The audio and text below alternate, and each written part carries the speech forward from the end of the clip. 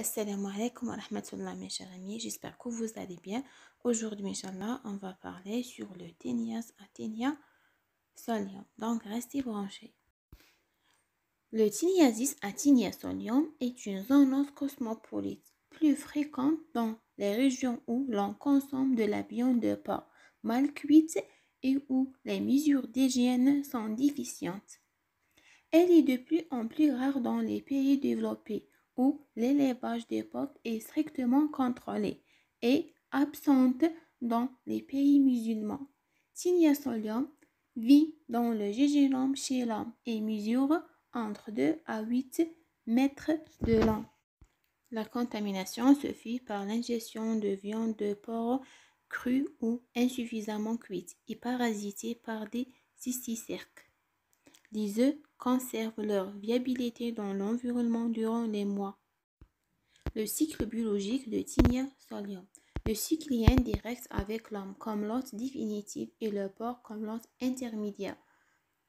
Les anneaux remplis d'œufs sont éliminés passivement avec les selles. Dans le milieu extérieur, les anneaux sont lésés et libèrent des milliers d'œufs qui sont ingérés par l'embryon hexaconte est libéré dans le tube digestif, perfore la muqueuse gastrique et se fixe dans les muscles où il devient une larve immobile qui porte le nom de cysticerque.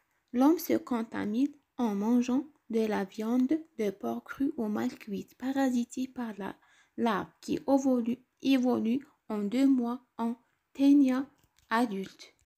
L'homme peut être hôte intermédiaire.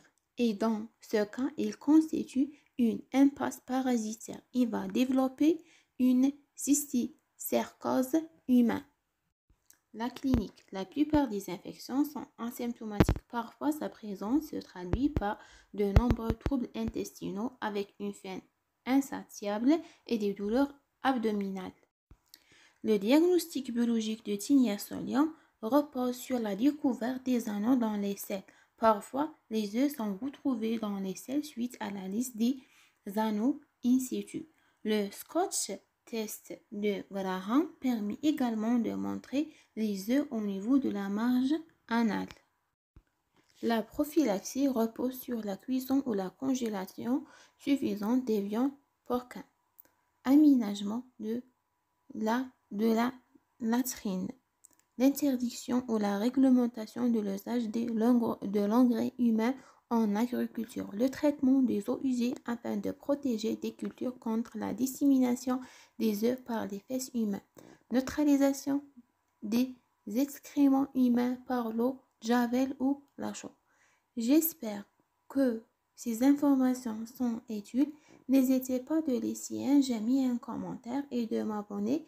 Et pour plus d'informations, consultez la page Nurul Huda Bio et merci pour votre attention.